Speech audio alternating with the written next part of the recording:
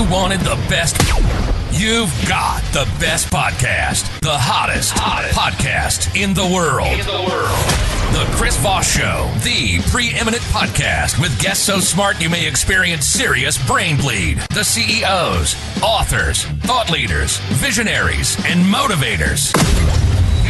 Get ready. Strap yourself in. Keep your hands, arms, and legs inside the vehicle at all times, because you're about to go on a monster education roller coaster with your brain.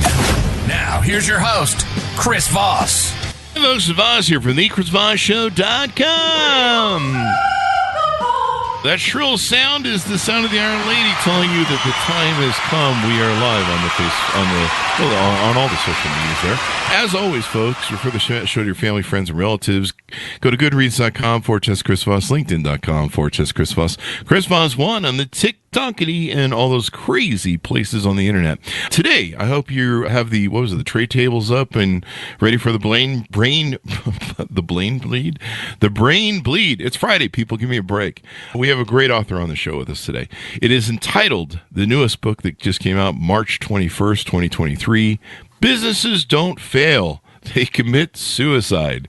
How to Survive Success and Thrive in Good Times and Bad.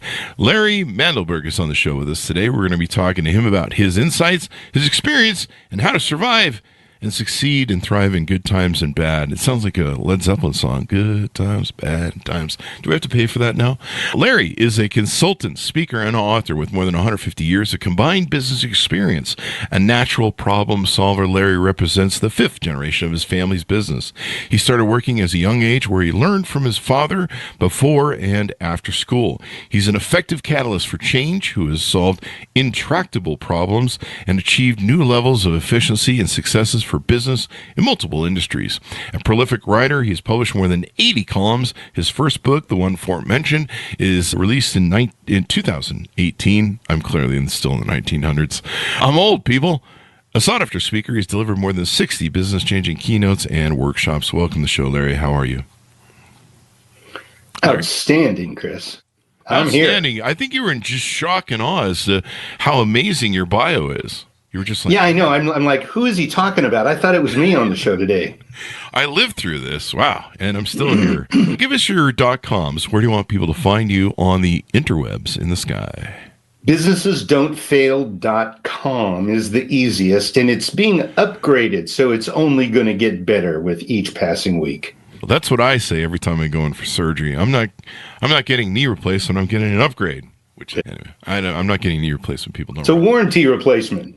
It's a warranty. If only that were free. I'm definitely out of warranty, evidently. Yeah. My warranty expired a long Most of my body is as well, let me tell you. Yeah. Yeah. I mean, really, if there really was a God in the sky, wouldn't he give us like a parts division? You know, you can go to GM and get, parts for your car. Like, how come there's no parts division? Or at least a complaint desk where I can be like, hey, I got some bad knees. I need to return these knees, and I have my receipt. And here's my mom. Here's my receipt. So, Larry, give us a 30,000 overview. What's in your new book?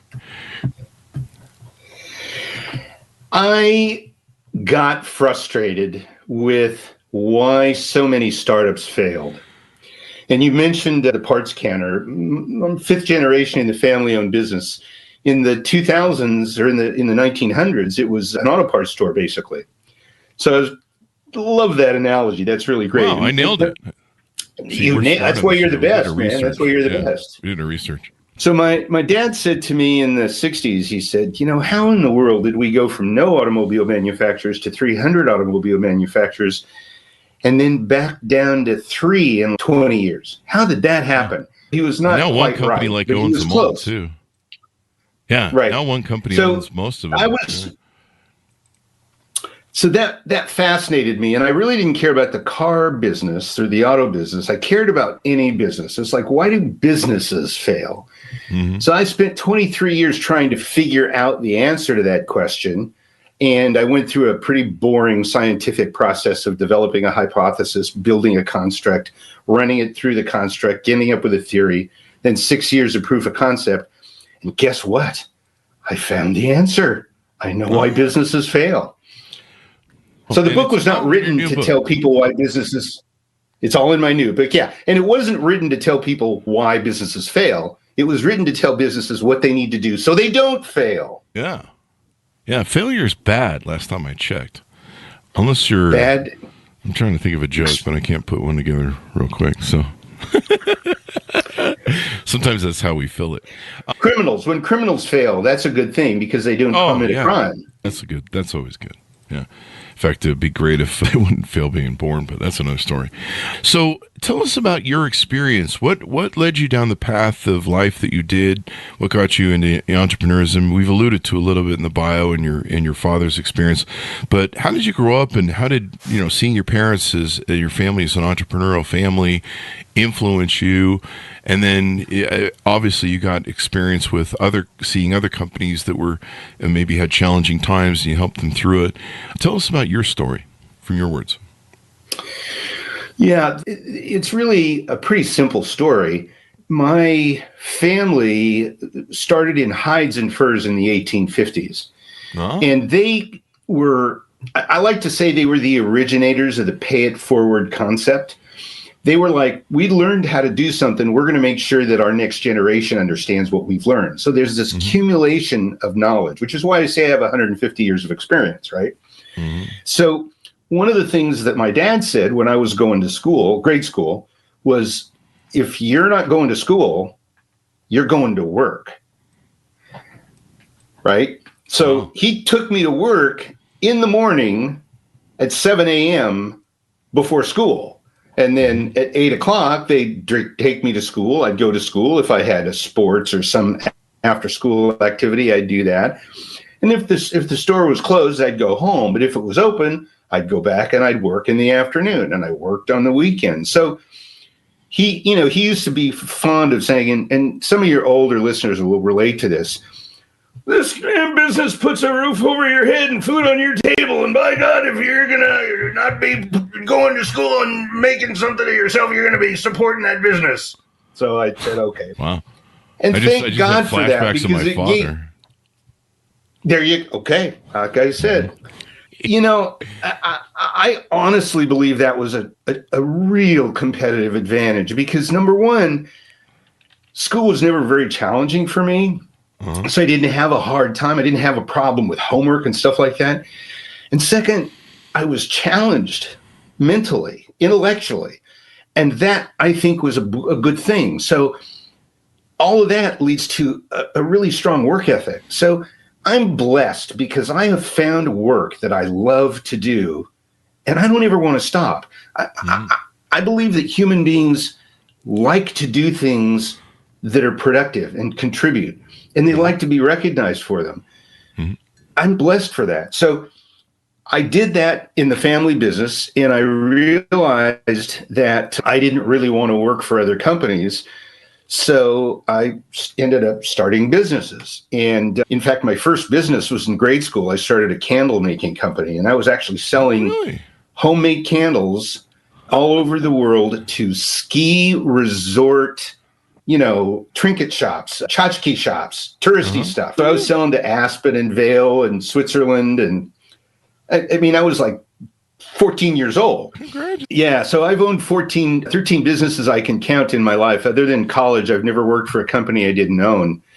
And this business about the failure has lived with me my whole life. It's been the root of everything I do because it's, okay, I'll be the test bed and try it and see if I can make this stuff work. And then I'll research and help other people and give them that knowledge as well and try and support them. So it's a very synergistic life I've led, and I've been very blessed to get to where I am. Yeah.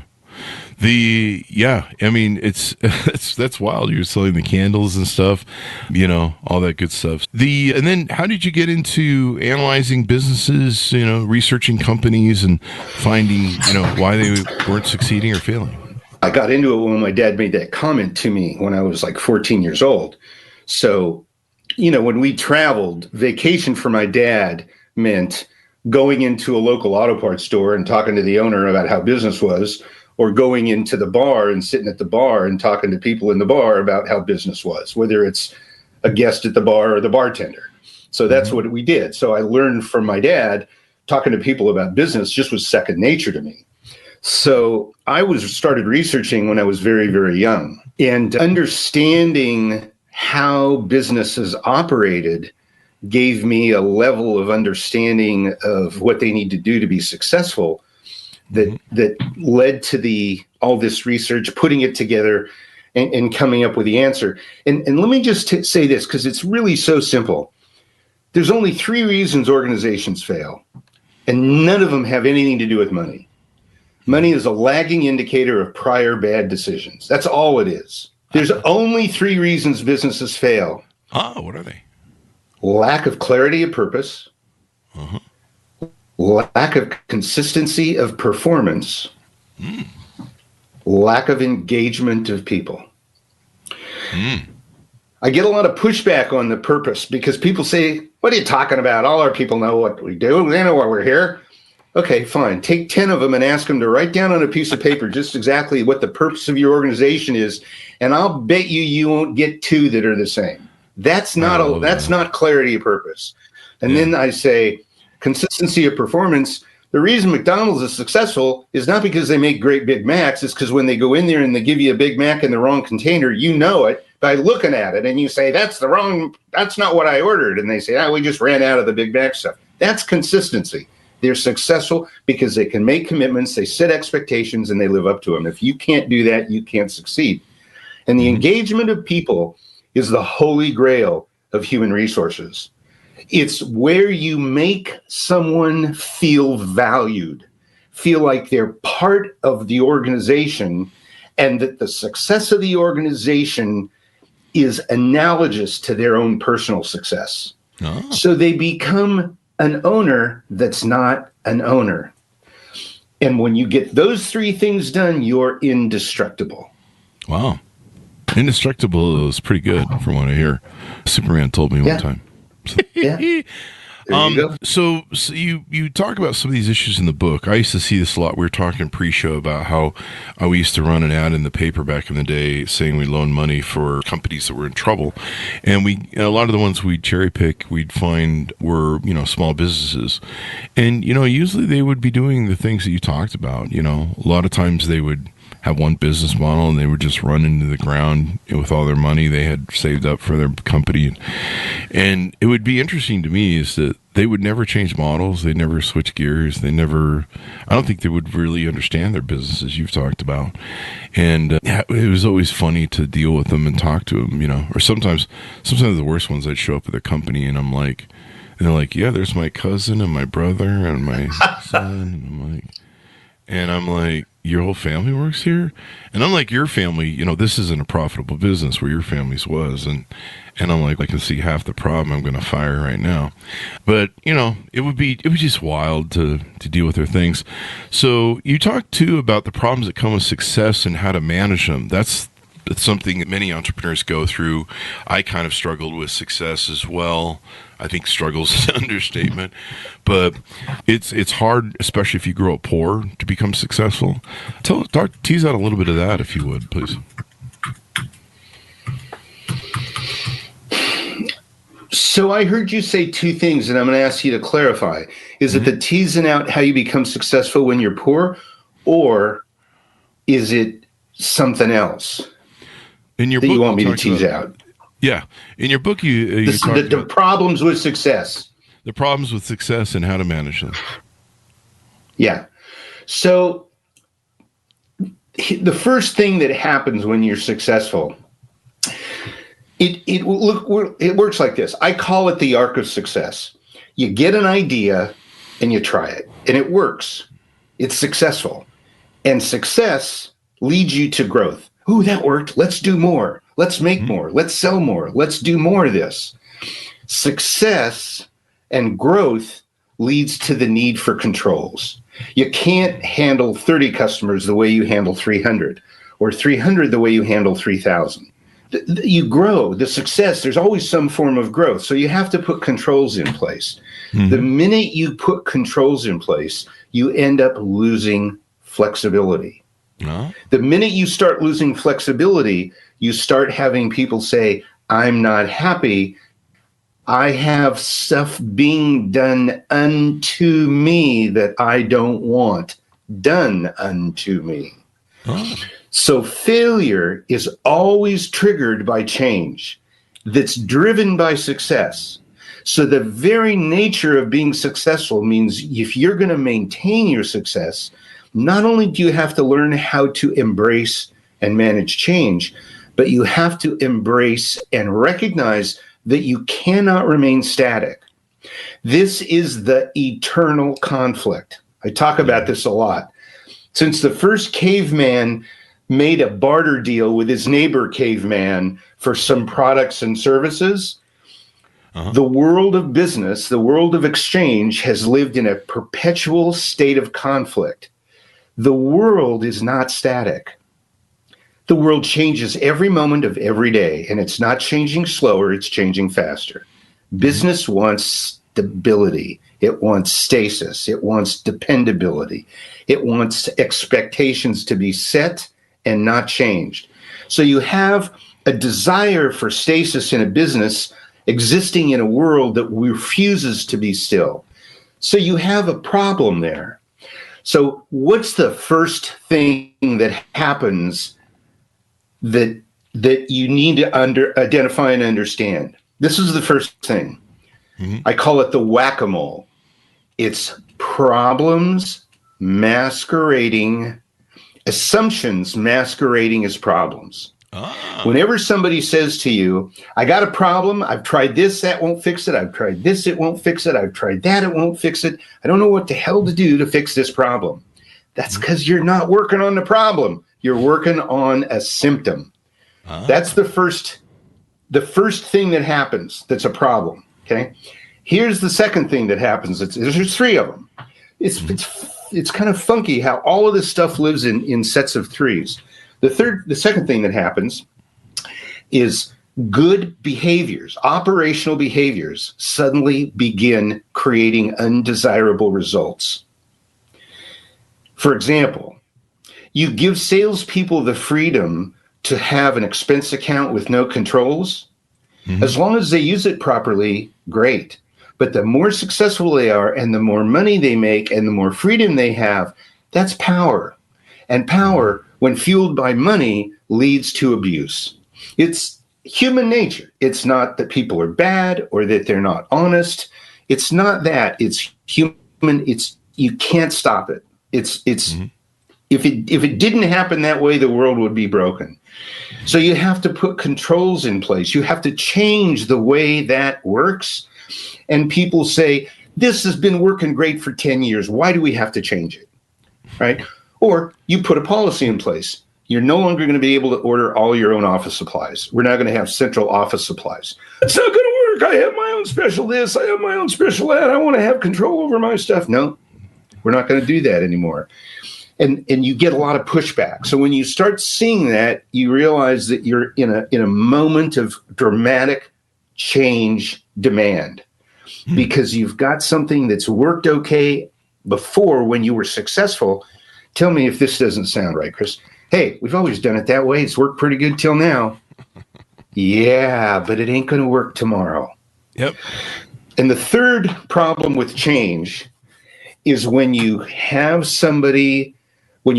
people in your organization and they say, it would really be great if we could do this. And you say, no problem, we can do that. We just have to change this over here. And they say, no. Don't change what's over here. I'll forego this good thing that I want. So what I call that is emotional resistance to beneficial change. Those are the three root core primary problems with success. Yeah. That will definitely lead to it and stuff. There's a lot that goes into that. What else do we have? Let's see. Exiting the whack-a-mole cycle with problems that don't get fixed. How do you get out of that, the whack-a-mole cycle? What you have to do is you have to ask yourself, if I'm having a problem with... I have a great example. We did some work for an agency, a government-supported nonprofit agency that handled orphans. and it placed at-risk children in foster homes. It housed them. It took care of them till they were 16 or 18. And they hired us to come in because they were having a lot of trouble with their social workers handling the cases. They were not getting all their cases processed. So they had tried to hire more social workers. They had tried to change the model that they were using for the visitations with the kids, visiting the kids in the homes, rules within the housing where they were housed. They tried all kinds of things, and they talked to the social workers to see, what can you do? How can we help you be more successful? And all I would say was, take work off our back. Wow. None of it helped. None of it worked. They brought us in, we did an analysis, and what we found out was that the most valuable resource for successful placement of an orphan into a foster home is another foster parent. Not the foster parent that's going to take them, but someone who's been there and done that and had the experience. So they hadn't reached out to any of their foster families to say, will you help us with our placement of other children? The minute we did that, they said, okay, we're happy to do that. We've never thought about that. So they reached out to those parents, and the parents all said, are you kidding? If we can help some other families take on foster kids, it's better for the kids and better for the families. And literally overnight, the problem went away. Wow. They didn't understand the problem. They had a resource they weren't using that was both eager and competent, and they weren't being asked to help. Wow. That's what I mean by whack-a-mole. It's trying to solve a problem without getting to the root. Yeah, and then you just make more problems, right? It kind of compounds at that point. Right? But you can I gotta tell you, Chris, I've worked this system. This is independent of legal structure, independent of market segment, independent of revenue.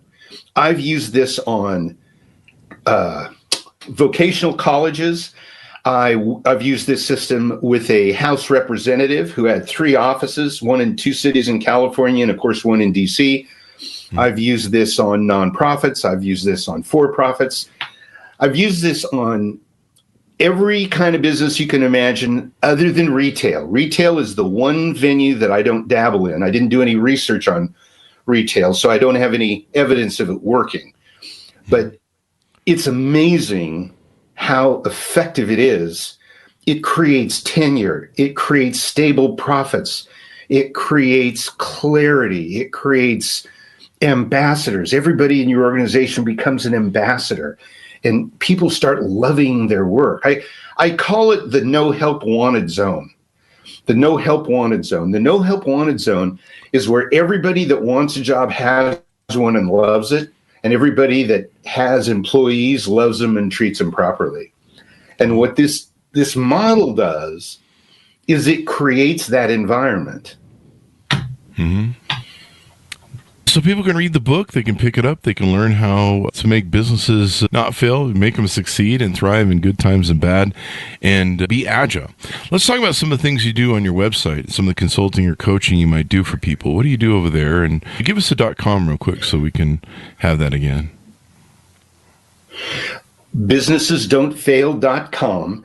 And the details on these programs are not there now, which is why the whole thing's being restructured, and it's being turned into all kinds of delivery mechanisms. You can have direct one-on-one interaction. You can have recorded, self-driven, approach to executing all this stuff. You can have small workshops if you want to do it in bite-sized pieces. There's what I call, and it's being renamed because the marketing people don't like it, I call it the Business Suicide Prevention Program. And it's the overarching thing that gives you a global look at your business. There are 4 other major programs that we offer. One of them is critical decision making for leaders. It's how do you make a decision that's critical when you don't have the information you need. The second one is high functioning boards, how to create one or transform yours. That's, of course, for organizations who have boards and are not getting any value or getting more frustration and in disruption from the board than value. Mm-hmm. The next one is creating the holy grail of business engagement. That's just a whole program focused on that piece of getting people to feel valued. Mm-hmm. And that requires some prerequisites. And then the last one is how to create an insurmountable competitive advantage. And that involves working with managers and supervisors and teaching them how to recruit and train their direct reports to manage up. Manage up. Then we have some small workshops that we do. One is on delegation. How do most people learn how to delegate? They watch their parents. Not a good model for business. We teach them how to delegate. We've got a program for teaching people business ethics, which is fascinating. Mm-hmm. Ethics is just a fascinating environment to be working in. We've got one on how to do presentations. One of the things that we found years ago was that, you hear it all the time. And because I'm a public speaker and you are, I thrive in that environment. I get on a stage and I come alive, right? But it's true that the thing that most humans fear more than death is public speaking. So we found this in our clients, and we had clients, particularly some very high-end lawyers who are not courtroom lawyers, who really struggled with presentations. So we put together a program on how to put together a presentation. And that's turned into a really valuable tool for all of our clients, because when you have anybody who's managing other people, they need to be able to communicate to them in a very succinct, concise, clear, and effective manner. And it's amazing to me how many people can't do that. So we have this beautiful little template that teaches people how to put a little presentation together, whether it's 10 minutes or 30 minutes or 2 days, to get their point across. So those are some examples of the stuff we do. Yeah. It's a lot of work. And so how do people reach out to you? How do they onboard? How do they get to know you better, handshake with you, et cetera, et cetera? So they reach out to me typically by email or newsletter. If you go to the website, you can sign up for the newsletter. It's got a pretty good readership. It's 45% open rates, and it's several thousand valid emails. So there's somebody likes it. Industry standard's about 23%, so we're double that. So somebody is getting value out of it. Send me an email, Larry@Mandelberg.biz. Very simple. We do what's called a business manager's reality index. It's a survey of your organization's management team, the team you trust and rely on. Mm-hmm. And it identifies the level of maturity your organization is at and the areas that you're weak in. And then we let you know what those are and why. And then we leave you alone. And if you want to buy the book and figure out how to fix it, it's in the book. If you don't believe us or you don't care, no problem. None of this, we don't charge for any of this. We don't take on everybody that asks us to. We haven't done any marketing for 25 years. We've got more business than we want. Wow. I see one free download that's on your website, a free report on why business plans collect dust. Yeah. All of these are on, as you well know, in the digital age, all of this stuff is continuously refreshed. The website's being refreshed, that's being refreshed. We're going to be putting up some free collateral on debriefing very soon as well, because a lot of people don't understand the value of a debrief, or how to go about doing a debrief, or what to do with it after you're done. Mm-hmm. So we're trying to give leaders the tools they need to create sustainable, profitable growth. That's what we're trying to do, and to give them what they need to navigate the turbulence of change. And from Graham, great points, Larry, from LinkedIn. Thanks to Greg for chiming in there with the live comment. And some we can publish, some we can't. There's lots of trolls on the mediums. But yeah, people can reach out to you. I noticed that there's also, you talk about growing pains, frustration, and friction in businesses. And so you've owned 11 profitable businesses in 8 industries. 13. Okay. And I've actually committed suicide. Yeah, I've committed 13 more than once. That's why the website's being updated. I've committed suicide more than once, so I have personal experience with what I write about. Definitely. Yeah, definitely. Most of us have. Most of us that are successful have had failures. Mm-hmm. So as we go out, give people a final pitch on how they can onboard with you, how they can get to know you better, and all that stuff. My only goal is to help you understand what you need to do to be successful. I have no interest in your money. If you need my help, I'll take it. But you need to understand what it takes to be successful. And the answers are in this book. It's data. It's statistically valid data from 250 executives from 100 organizations. Don't be afraid to look at the book. You can look at the beginning of it on Amazon for free. Look inside this book. If you can't afford it, send me an email. I'll send you a copy. Sounds good. I just want you to avoid the pain and suffering of failure. Yep. Plan and stay ahead of it. You want to read the book before you start a business, because sometimes when you really fucked it up, you're talking to me, and I'm like, you're 3 weeks from bankruptcy. You don't want to wait till then. Get the book now. Thank you very much, Larry, for coming on the show. We really appreciate it. Thank you, sir. I enjoyed it. Thank you. And thanks, Ron, for tuning in. Go to goodreads.com/Chris Voss, LinkedIn.com/Chris Voss, all those crazy places on the internet. Order the book wherever fine books are sold. Businesses don't fail, they commit suicide. How to survive success and thrive in good times and bad. Thanks for tuning in, everyone. Be good to each other. Stay safe. We'll see you next time.